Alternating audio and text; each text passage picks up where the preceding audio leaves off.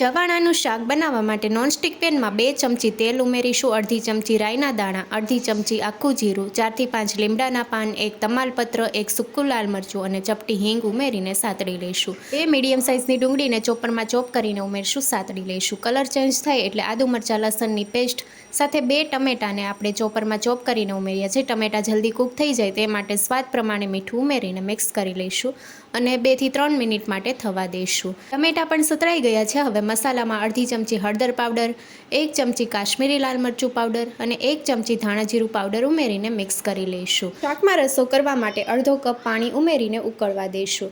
પાણી સરસ એવું ઉકળી ગયું છે. હવે અડધી ચમચી આચાર મસાલો, અડધી ચમચી ગરમ મસાલા પાવડર સાથે અડધી ચમચી ચાટ મસાલો ઉમેરીને મિક્સ કરી લઈશું. હવે ચવાણું ઉમેરશું. ચવાણું વજનમાં 100 ગ્રામ લીધું છે. ચવાણું ઉમેરીએ એ પછી 1 થી 2 વાર મિક્સ કરી લઈશું અને ગેસની ફ્લેમ બંધ કરી દઈશું. ઉપરથી કોથમીરના પાન ઉમેરીશું તો ચવાણાનું શાક તૈયાર છે.